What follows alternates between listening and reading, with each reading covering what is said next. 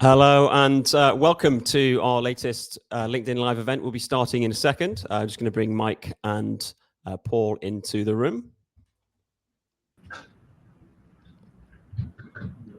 Good afternoon, gents. How are you doing? Hello, mate. Yeah, very well, thank you. How are you? Very well. ECB decision day. So we've chosen an interesting day to do a webinar on FX forecasts. So perhaps we can kick off in a minute with a little reminder of some forecasts we when we last got together, we put out to put the public. But for now, welcome everybody to our latest LinkedIn Live event and another opportunity to get the band back together. Really happy to be joined by Mike Brown of Pepperstone, senior research analyst and also weekly columnist, I should add, here at Lockheed Markets. And making his second appearance in a rather lovely, fetching room with some acoustic paneling by the looks of things is FX Plu, aka Paul, Chief Operating Officer at Currency Transfer. And I'm Harry Mills, Director at Lockheed Markets, a UK-based currency management firm. We service SMEs, multinationals, and private clients. So, hello, gents. Good afternoon. Welcome back. Paul, how are you doing? Mike said he's okay. How are you today? All well? Yeah, I'm grand, thanks. Yeah, good to be back.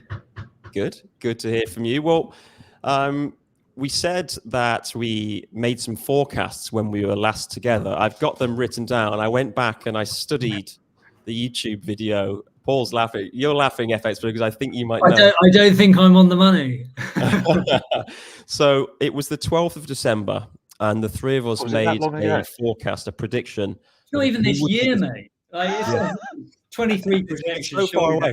But this adds credence to what we're trying to say today. I think we made a little bet between the three of us on who would be the first, not the first G7, not the first sort of major global central bank, but the first of the Bank of England, the European Central Bank, or the US Fed to cut interest rates. Now, Mike, you initially said the RBNZ, New Zealand. Paul, you said the Bank of England, and I said the ECB. But Mike, you changed your mind to the ECB. It was the ECB. They went today, although the first G7 was the Canadians yesterday. So an interesting one, I think. So it's a big topic today, not least because banks spend a lot of money and effort in producing predictions for future FX rates. Can I just add, actually, because at the time, I actually thought we were all being relatively contrarian because everybody thought the Fed was going to go first. Well, that's also true. Almost like apart from the Fed, who's going to go first, say something interesting, say something different. And for a while this year, I was backing myself on the Bank of England. But hey, lo and behold, sticky inflation and whatever other excuse you want to throw at it, I'm left with egg on my face. Well, I think we can all have a bit of egg on our face because indeed inflation's been a little bit stickier than anyone thought, right? That forecast miss last month was a big one. But today we're not here to talk about interest rates per se. I'm sure we might mention them, but we're here to talk about FX forecasts. And should I ignore FX forecasts is the theme. It's a big one. The broker market around the globe tends to reproduce bank reports and bank forecasts and sends them out to their clients to drive trading. I have a feeling we might have a unanimous view from the panel by the end of today. But hopefully this will be a really interesting, I think quite illuminating topic for our viewers. We've all brought some evidence one way or another to back up our opinions. And I hope that we'll tackle the question from a few different angles.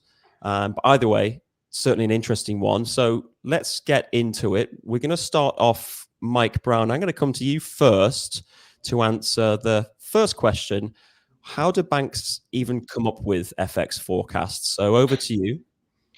Well, thank you, mate. If I was being unkind, I'd say, maybe through use of a dartboard or sticking a finger in the air or something like that. But there are some actual ways that you can come up with FX forecasts. I mean, I think, all of the bank strategists out there will have their own proprietary models in terms of valuation, real effective exchange rate, nominal effective exchange rate, that sort of thing.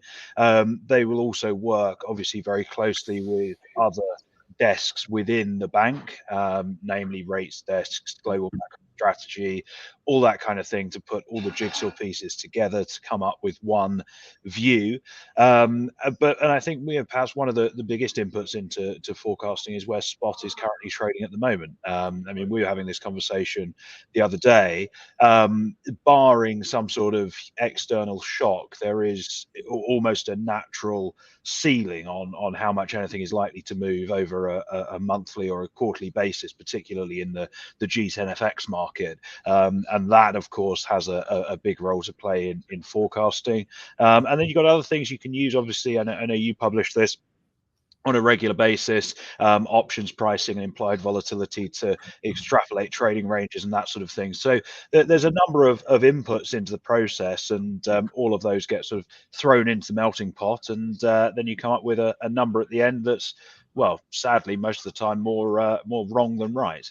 Well, you preempted a few topics, I think, there beautifully. We're going to get on to whether they're more wrong or more right in a second. So it's not just necessarily a finger in the air. There's some technical, some science, some analysis behind this, but following spot could very well be an interesting one. Paul, what are your thoughts on how banks come up with their forecasts?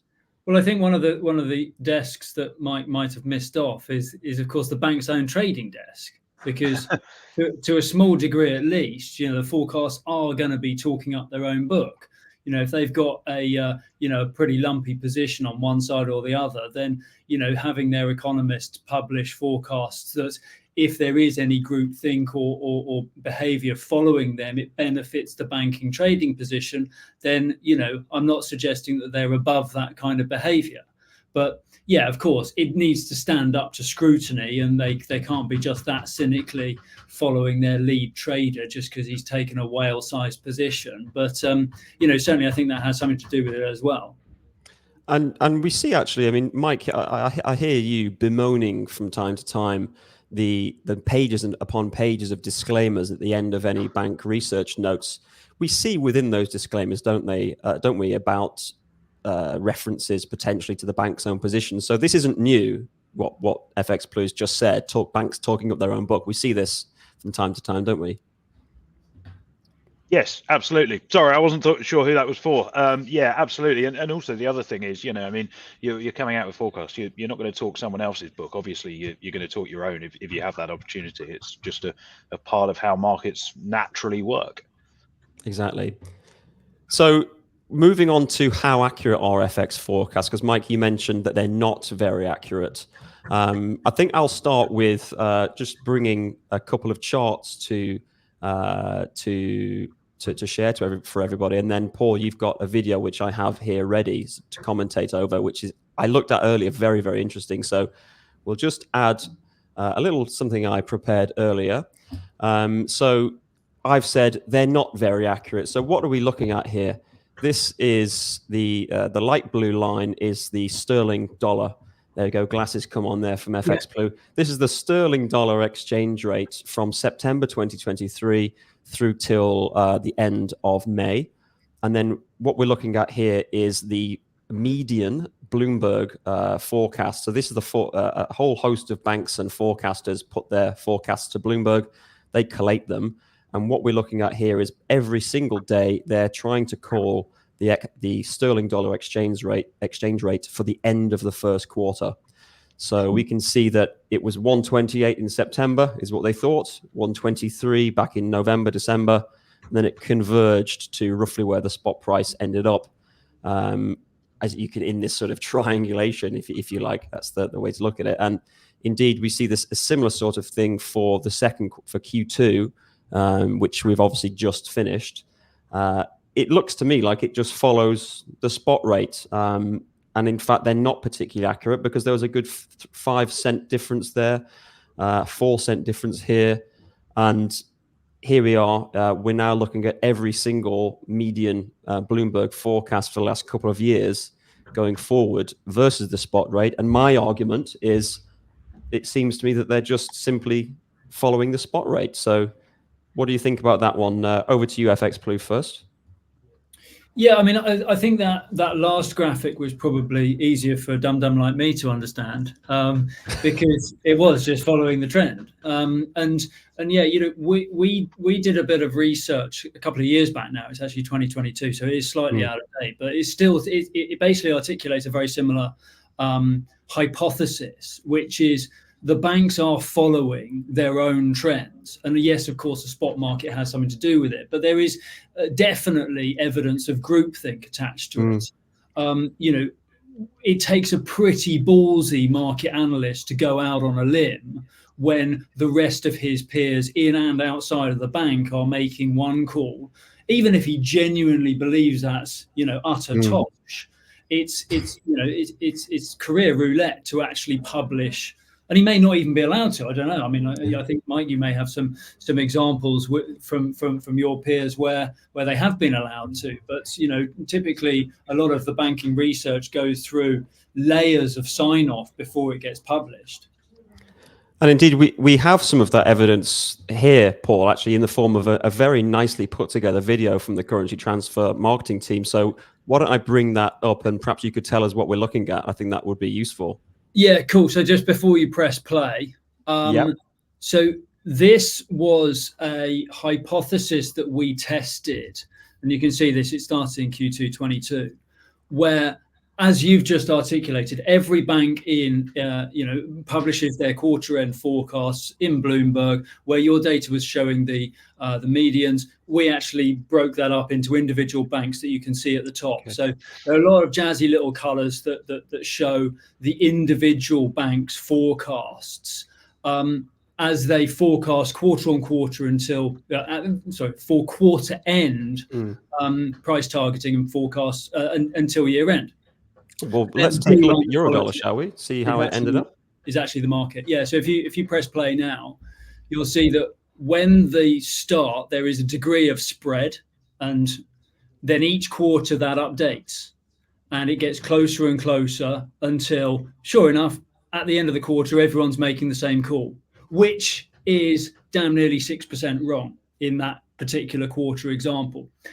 Largely, it's rinse and repeat from there on, then on after. The first forecast has a natural spread because you're 3 months out. You can make your own play. You can talk up your own book, for example. By the end of the quarter, it's all centralized. And this time it was 7% offside.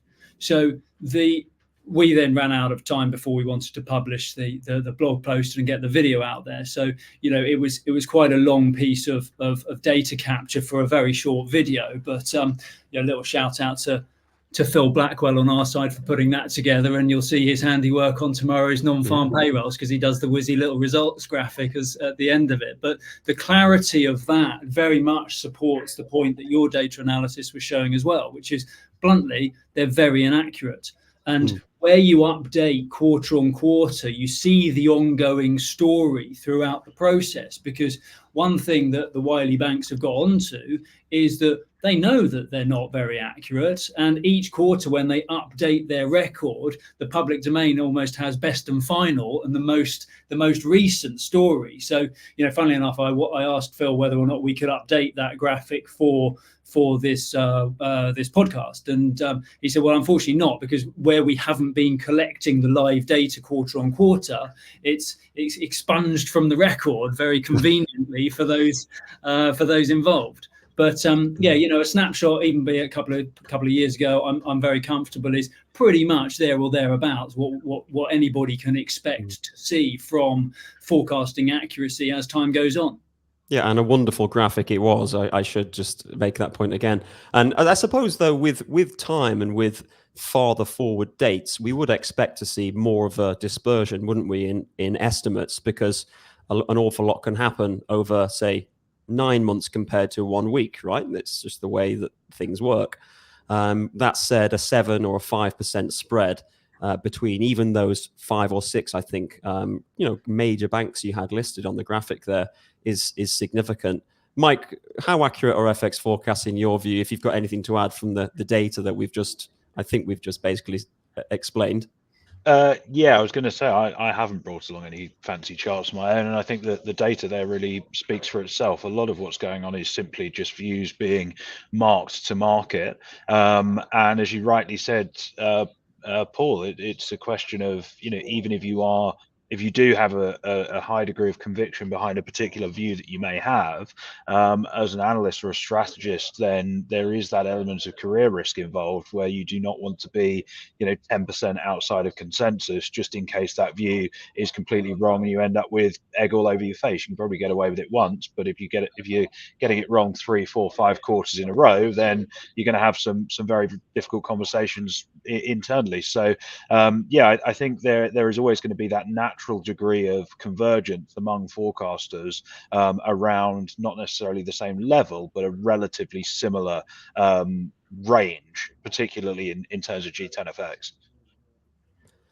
Good stuff. And I'm actually reminded of a few analysts who used to make quite radical calls, who are no longer in employment. We won't mention anybody, but used to see them on Bloomberg quite a bit, and now we don't. So yeah, career risk is an important one, I'm sure. So what do we like and dislike about forecasts? We already I think there's a consensus that they're not very accurate. Paul, FX Blue, what do you like about them, if anything? What do you? I mean, from my perspective, the only thing I like about them is that it gives everybody the opportunity to point at the banks and say, look, see, they're not actually that good after all. Because it provides very limited real life value for our business or our clients even. Yes, it's a talking point. And the number of clients who have seen the latest forecast and come to a call or a strategy session genned up on the latest briefing from one or other high street bank, it's like, yeah, cool story, mate. Get back to me at the end of the quarter and we'll see who's actually right. But we make it very clear across our industry, as best practice suggests, we're not advisors. We don't call the market. I'm not here to tell you don't trade today because next week's going to be better. And it provides little more than a reference point in really a more appropriate conversation for, certainly business FX hedging discussions, which is, what are your goals? It doesn't matter where the forecast may or may not be. What are your business goals? And does the current market condition drive into that and deliver to that? And if so, to what degree? But ultimately, if the end of the quarter is suggesting by some of these, whizzy bank names that actually the rate's going to be much better, if you don't act now where, it's good for your business, then you are merely speculating. You're taking that additional risk into your business balance sheet, which you may be comfortable with, but it just helps frame the conversation that you're actually having when you're trying to deliver value to a client base. I think they're all really, really solid points, well made. And I mentioned at the start of the webinar that many brokers put these bank forecasts together and distribute them. And I think quite a lot of them actually make a good point of suggesting that, please do ignore this stuff. It's sort of academically interesting, but, maybe don't trade on it. So that's a good point from the industry for sure. Whether the banks should be distributing this stuff to business, non-financial businesses is another matter, because I think that a lot of them hang on to these words of banks. Mike, do you like or dislike FX forecasts at all? Is that even a relevant question to you? Yes, I think I would almost argue that we're looking at the wrong thing. I mean, when I read, we get a ridiculous amount of sell-side research sent to us. I mean, 90% of it you just can't read. It would become a full-time job just going through that. I think when it comes to forecasts and when it comes to outlooks and that sort of thing, what I'm focused on is not so much the explicit level or price that the analyst who's writing that commentary thinks whatever market it is going to achieve over the time frame in question. If someone says to me, the cable's going to be at 125 in 3 months, well, yes, maybe it is, but there's equal chance it's going to be at 124 or 126 or 129.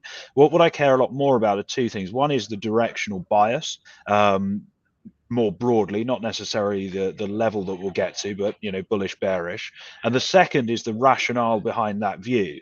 And I appreciate for a corporate audience, that's probably not something that you'd focus on too much. But from where I sit, where my entire role is coming up with trading strategy and ideas.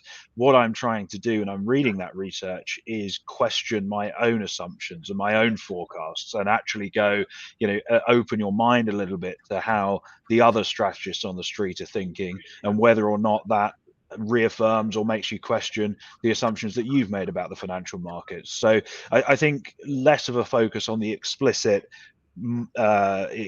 price levels, more of a focus on the rationale and the reasoning behind those calls is the way I tend to look at this sort of thing.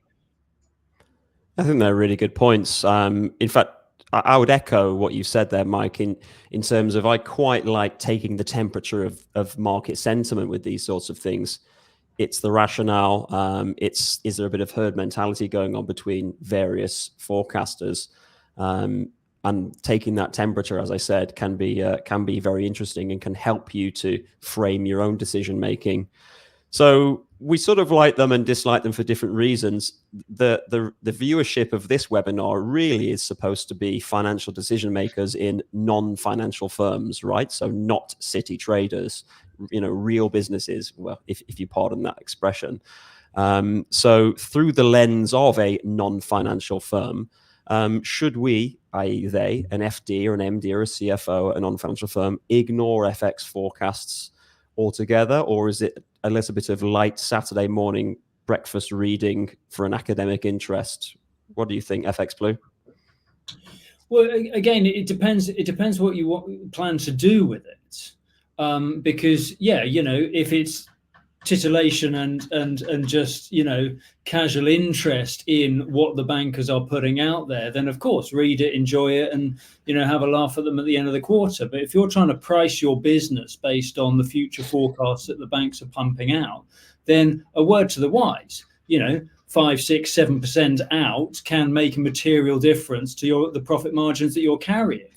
But yeah, the direction of travel and that, the macro view that Mike was articulating better than I can is, it does have value, where if the entire market is bullish on a particular currency, then bear that in mind when you're looking to price, bear that in mind when you're looking to build out a hedging policy for the next, 12 to 18 months or what have you. Because, if everybody is calling it, chances are there's no smoke without fire. Whether it will go to the same degree and endpoint that the actual forecasts are putting a rate on, probably not, and we've seen that time and time again. But again, if you are feeling that your bought currency is going to decline in value, then maybe throttle back the near-term hedges and leave a little bit more upside in your hedging policy to take advantage of the latter months when hopefully that macro view has come through slightly. But that's all part of the discussion to be having around your individual boardroom table at your business level, and then with whatever friend in the market you may have, whether it's a Harry Mills at Ocker, or whether it's anybody else, obviously myself included in that conversation. But it's very much the answer to that question is driven by the use case. Yeah, I think that's a really good point. And you mentioned the word policy a few times there. Every business should have one. Doesn't need to be War and Peace. Could very well simply be a single page with, how much, how far, how often, and whom, and why, crucially as well. So to frame against your policy decisions, I think, could very well make sense. And going on, Mike, I think you probably covered should we ignore them in your previous answer. So if we should ignore them, which we think we should probably do in maybe 8 out of 10 circumstances, what might a financial decision maker do instead? Now, I will bring up another chart here, and I'll go first on what I think we should do instead. And it talks to a point that Mike made at the top of the webinar. So just onto the next slide here. My argument would be, Glassmill again, my argument would be to model volatility instead. So here at Archive Markets, we don't give directional calls, but we do give a range call, and we do this on a weekly and a monthly basis. What we're looking at here is our monthly ranges for sterling dollar. So that the inner channel, light green and light red, is our 68% confidence interval. and then the outer channels are 95% confidence interval. So in other words, if you don't know what that means, we would expect 95 times out of 100 that the price would remain within those two outer channels, and 68 times out of 100 within the two inner ones. And then what I've done is I plotted the monthly high and low for sterling against the dollar. So we can see that by and large, we've done pretty well. So what I would suggest is when modeling a a business's currency risk exposure, I would think about, well, how far could the rate move one way or another across my relevant time period? Now, my relevant time period could be 3 months if that's my pricing cycle, could be 12 months if I have fixed prices for a year, could be a week, it could be a second if I'm a commodity trading business. Who knows? It's different for everybody. Everyone has their own relevant timing cycle to measure their own currency risk. But I would say model volatility instead. And just to back our point, this is how well we did last month. We always publish this stuff.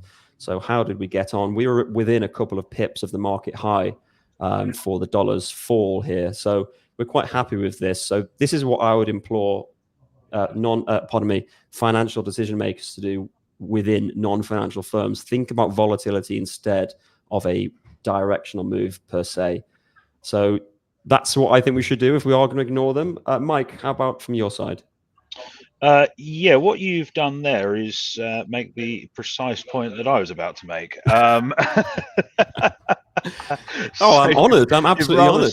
You've rather stolen my thunder with that one. I was going to say, if it is a case of, I think the two things I would do is read, and it is a little bit harder to get hold of than just the actual forecast. But if you can get hold of the full note that accompanies those forecasts, then it is worth reading just to get the background to it, and then use something like implied volatility to extrapolate a projected trading range to a certain degree of confidence, whether it's 1 or 2 standard deviations. 1 is normally good enough for this sort of thing, and use that as a gauge of not necessarily, obviously it doesn't provide a directional bias, but it's useful as a gauge of a band within which the market might trade. And also it helps to identify when the market may have got to a particular extreme over the tenor that you're looking at, and that may of course allow trading opportunities to take place. But yeah, I think you covered what I was going to say very, very well, so I won't dwell on that for too much longer. Oh, well, I appreciate that. And indeed, just thinking about those levels and opportunities, if, as FX Blue, as you said earlier about your leeway, if there is some leeway in your hedging policy, you can use those levels for intramonth orders, to capture favorable fluctuations if that's agreed. I mean, the point I was going to add to it really with reference to the volatility is, like, in my personal opinion, the better hedging policies are ones that really smooth out the volatility. And the best way to do that is by very frequent execution. The more frequent the execution, so the volatility gets flattened over the longer term. Mm-hmm. And again, but that's not for everybody. That's like, the nuanced conversation is, that's a market idea, just like the volatility, just like the forecasting. But how do you run your business? Because, like you say, your pricing, your pricing time frame. Maybe we fix prices for 12 months and we can stabilize it. So we're very comfortable hedging the majority of that when we're over our budgeted costing level. But if you've got really, really reactive pricing, and your market will only, withhold historical prices for a week before you're out of touch with the rest of the market, then so it needs to be updated on a much more frequent basis. And those represent two very, very different extremes to the same underlying intention to the business, which is, let's remove the FX risk from your operation. Let's ensure that your cost of currency doesn't become a cost burden to your accounts. Let's ensure that we smooth out the risk and reduce the FX risk that your business is exposed to as much as possible. And by doing so, allow you to focus on what you're doing, selling your shit to the market, excuse my French, and give your financial function, your board, and ultimately your shareholders the comfort that there won't be a big red number on an FX loss come year end. it may not be the most sexy approach for, maybe the owner-run enterprise where every entrepreneur is an avid punter at the end of the day, and he wants to go, see his currency exposure go to the moon and write a 10 grand bonus check to himself because I played the market this year. But, as many of those stories as there are also grown-up businesses that have taken the step back from the fun and games of FX risk game playing, and have decided to put that into a grown-up policy that then the business is run against. And removing the FX risk is not very exciting, but by golly, it helps a lot of people sleep well at night. It sure does. And I think we've all come across those Gordon Gekko type approaches from individuals, often owner-managed businesses, which happens from time to time, and they like a punt, and seen it blow up in their face more often than not. And just to finish off on something that you mentioned there, FX Blue, about the pricing cycle and the hedging cycle, there's a fine line sometimes between moving from hedging to speculation. And you're quite right. If you're more of an instant reactive business to changes in prices, actually a longer term hedge can very well become a binary speculation. It will either work amazingly well for you or amazingly badly for you as you're priced out of the market. So I think we're just coming up for time, gents, because we're at 31 minutes. So it is time to close the session. I think we've reached a consensus that firstly, bank FX forecasts are inaccurate by their very nature. They tend to follow the spot rates. We've evidenced that clearly with a few years of data for sterling dollar and euro dollar as well. We quite like them as a group, I think, academically, for looking at market sentiment, for looking at the rationale, and for figuring out and for understanding what bank analysts are seeing out there in the wider economy that lends to their view. But we don't think that business decision makers should look at them and point to them and say, this is how we're going to therefore put that into our pricing structure or hedging policy, for example. Hopefully viewers found it useful. If you have any follow-up questions, feel free to message Mike or FX Blue or me directly via LinkedIn.